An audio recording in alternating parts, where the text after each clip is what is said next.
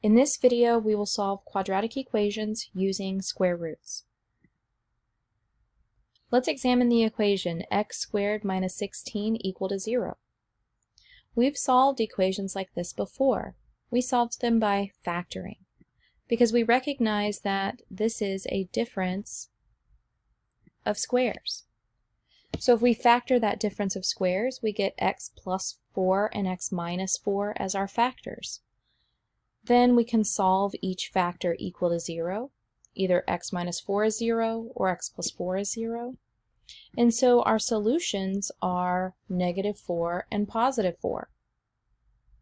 That was solving by factoring. But we could also solve this by square roots. The way we do that is we have to isolate the x. So we could add 16 to both sides and end up with the equation x squared equals 16.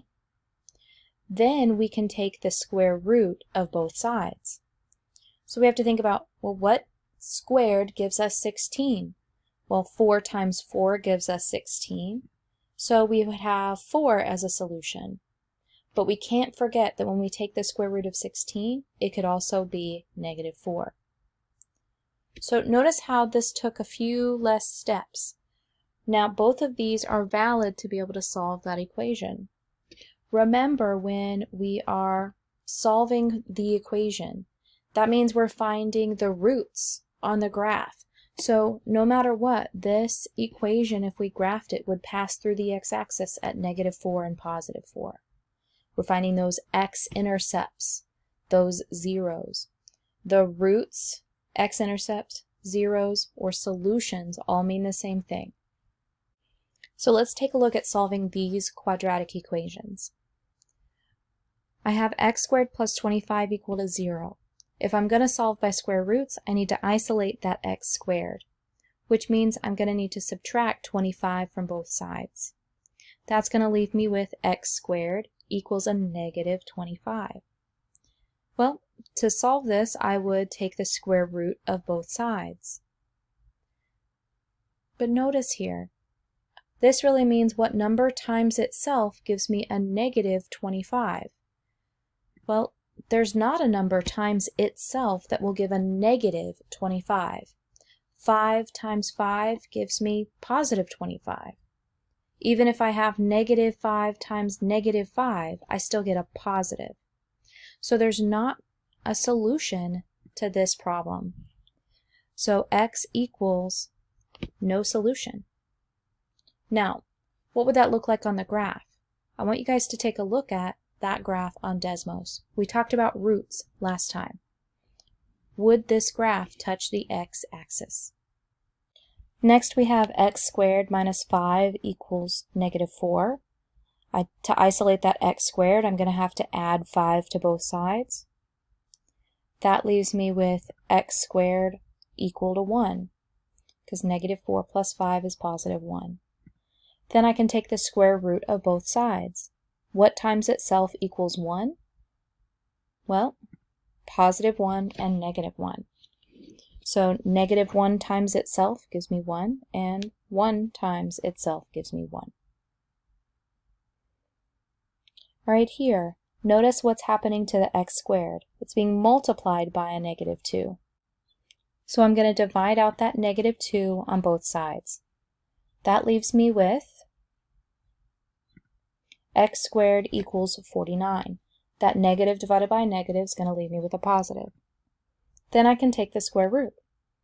So the square root of x squared is x, and the square root of 49 is either negative 7 or positive 7.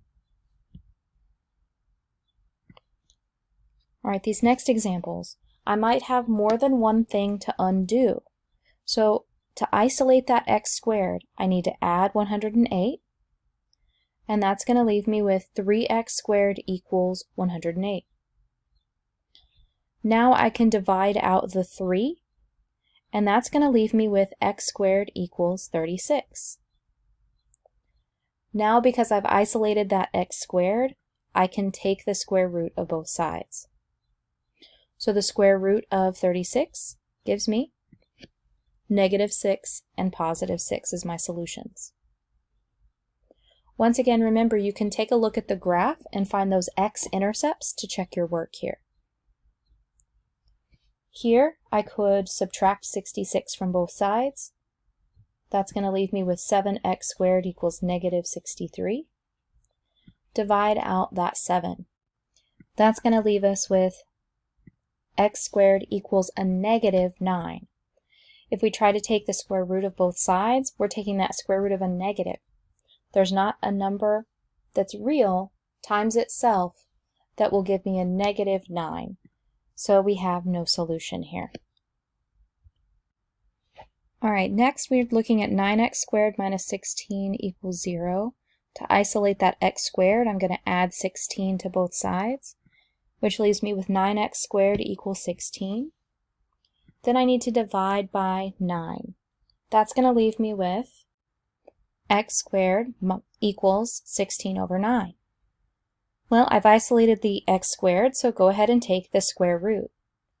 Remember, when I take the square root of a quotient, I can take the square root of the top and the square root of the bottom.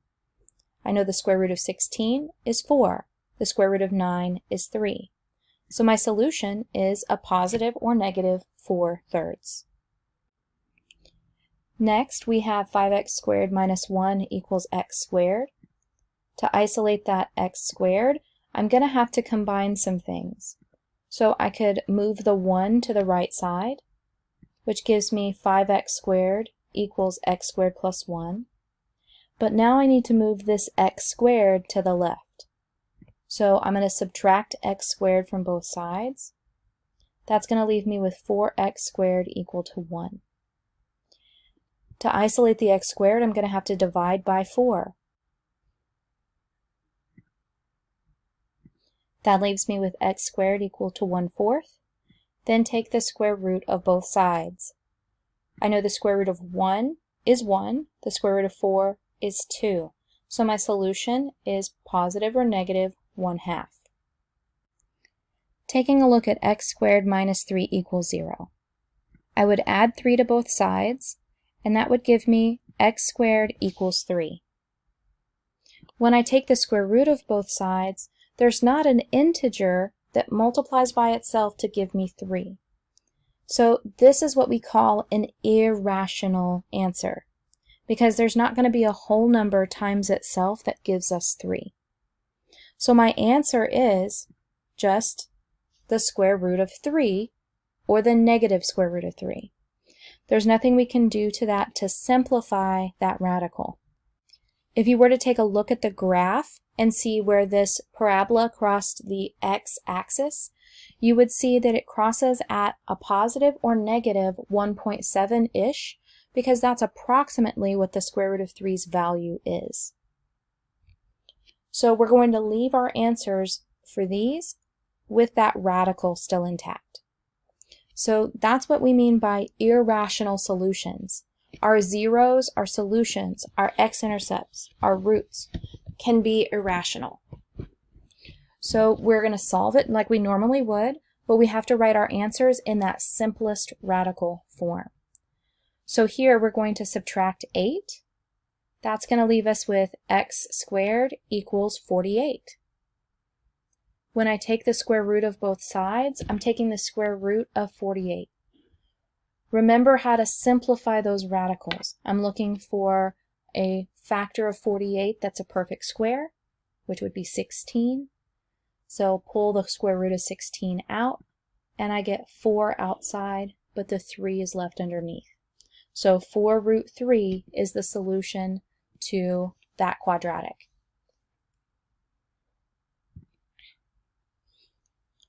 All right, here I would add 16 to both sides, and I'll be left with x squared equals 75. When I take the square root of both sides, I have to simplify the square root of 75. That's 25 times 3. Take the square root of 25 out. Positive or negative 5 root 3 is my solution. You can still check these on the graph, but you need to approximate 5 root 3 as a decimal. So we have 2x squared minus 126 equals 0. Add the 126 to both sides. Leaves you with 2x squared equals 126. Divide out the 2. That's going to leave us with x squared equals 63. Take the square root of both sides, and 3 root 7 and negative 3 root 7 are my solutions. Here I need to add 10 to both sides, so that I will get negative x squared equals 28. I need to divide out that negative 1 first. That's going to leave me with x squared equals negative 28. If I try to take the square root of both sides, is there going to be a number times itself that can give me a negative here? No. So regardless of whether we could simplify this to 2 root 7, that's not going to be our solution. We're not going to have a real solution. Once again, you could check what this would look like on the graph. This would not cross the x-axis.